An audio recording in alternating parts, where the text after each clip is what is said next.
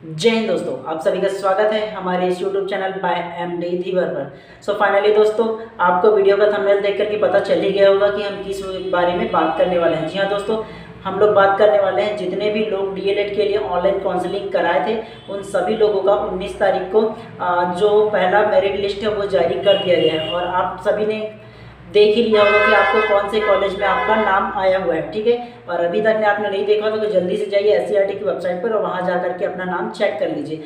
अब सबसे पहले हम लोग बात करेंगे कि जब आप लोग कॉलेज में एडमिशन लेने के लिए जाएंगे, ठीक है, तो कौन कौन से डॉक्यूमेंट कैरी करके आपको ले जाने हैं ताकि दोबारा आपको फिर से घर जाने की आवश्यकता ना पड़े, ठीक है। तो सबसे पहले आप जल्दी से कॉपी और पेन ले आइए, ठीक है, और लिखना शुरू कर दीजिए कि आपको कौन कौन से जो डॉक्यूमेंट है वो सारे लगेंगे। तो सबसे पहले जितने भी मैं डॉक्यूमेंट बताऊंगा उस सभी का जीरोक्स कॉपी अर्थात फोटो कॉपी लेके जाने हैं और प्लस ओरिजिनल भी आपको लेकर के जाने हैं ताकि किसी प्रकार की दिक्कतों का सामना ना करना पड़े आपको, ठीक है। और उसके अलावा हम लोग बात भी करेंगे कि जिन लोग का फर्स्ट मेरिट लिस्ट अर्थात इसमें नाम नहीं आए हैं, अर्थात फर्स्ट मेरिट लिस्ट में जिनका नाम नहीं है उन लोग को क्या करना चाहिए इसके बारे में भी थोड़े से बात करेंगे। तो सबसे पहले हम लोग बात करेंगे कि कौन कौन सा डॉक्यूमेंट आपको सबसे पहले कैरी करके लेकर जाने हैं। तो सबसे पहले आपको लगेगा 10वीं का रिजल्ट, दूसरा लगेगा 12वीं का रिजल्ट, तीसरा लगेगा टीसी अर्थात ट्रांसफर सर्टिफिकेट लगेगा, चौथा लगेगा सीसी अर्थात कैरेक्टर सर्टिफिकेट लगेगा और पांचवा लगेगा माइग्रेशन और छठवां लगेगा जाति प्रमाण पत्र, सातवां लगेगा निवास प्रमाण पत्र, आठवां लगेगा आधार कार्ड, नौवां जो है वो लगेगा अगर कोई डिसेबल है अर्थात दिव्यांग है तो उसका प्रमाण पत्र लगेगा और आपको 10वां जो है वो 2 फोटो लेकर के जाने हैं। 11वां जो होगा आपका जो अलॉटमेंट लेटर है, ठीक है, वो लेके जाना है जो आपका जो एससीईआरटी की वेबसाइट पर जाकर के जब आप चेक किए होंगे तब आपका अलॉटमेंट लेटर आया होगा, ठीक है, आपके प्रोफाइल पर, तो उसे प्रिंट आउट करा के लेके जाना है। उसके अलावा जो लगेगा जब आपने डीएलएड का एंट्रेंस एग्जाम दिया था तो उसका जो रिजल्ट है जहाँ जो आपको व्यापम की वेबसाइट पर मिल जाएगा, ठीक है, तो उसको फोटो कॉपी करा के लेके जाना है। और 13वां जो होगा जब आप ऑनलाइन काउंसलिंग कराए हो, ठीक है, तो उसका जब डॉक्यूमेंट मिला होगा आपको जहाँ से आप ऑनलाइन काउंसलिंग कराओ जैसे कि चॉइस सेंटर हो गया वहाँ से मिला होगा तो उसको भी आपको कैरी करके लेके जाने हैं, ठीक है।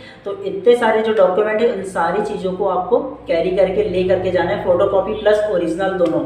इतने सारे डॉक्यूमेंट में कई लोगों का अनेक प्रकार की क्वेश्चन होता है कि कौन सा डॉक्यूमेंट लगेगा, ठीक है। जैसे कि कई लोग देखोगे तो आप लोग ग्रेजुएशन कर चुके होते हैं, उनको ये डाउट होता है कि मुझे टीसीसीसी और माइग्रेशन 10-12वीं का लगेगा या फिर जो हम लोग ग्रेजुएशन के अर्थात कॉलेज के उसका लगेगा। तो मैं बता दूं जो भी आपका लास्ट ईयर में जो आप क्लास में पढ़े अर्थात चाहे वो 12th पास आउट हुए हो, चाहे वो सेकेंड ईयर पास आउट हो, चाहे वो फाइनल ईयर अर्थात ग्रेजुएशन करके पास आउट हो, तो जो आपका लास्ट क्लास होगा उसका टीसी सीसी और माइग्रेशन तीनों ही लगेगा, ठीक है।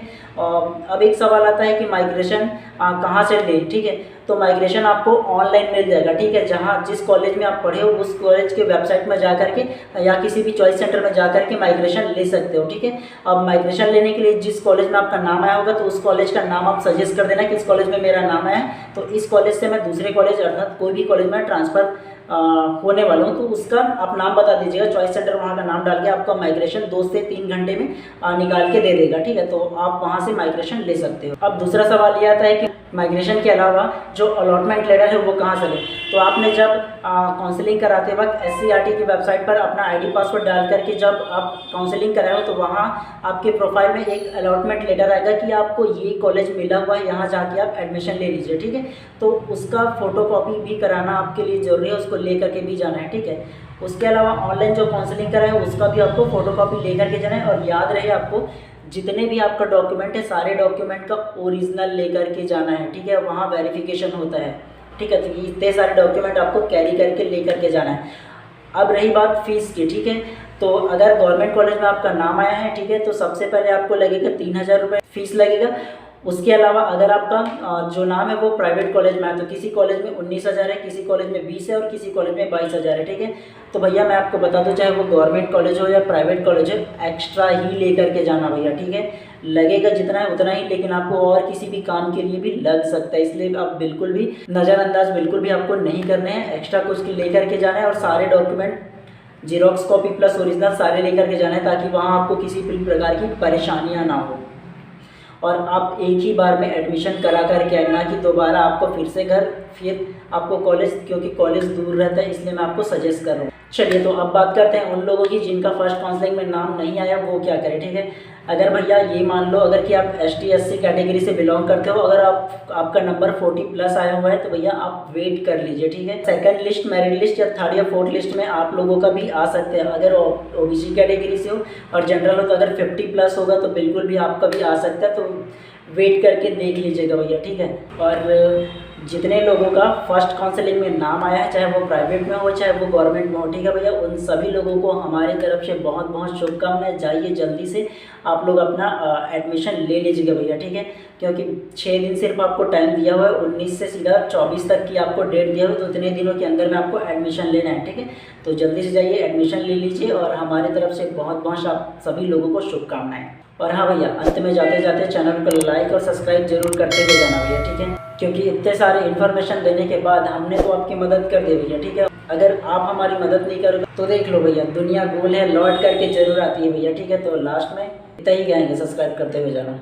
चलिए मिलते हैं किसी नेक्स्ट वीडियो में इसी प्रकार, तब तक के लिए आप सभी का बहुत बहुत धन्यवाद।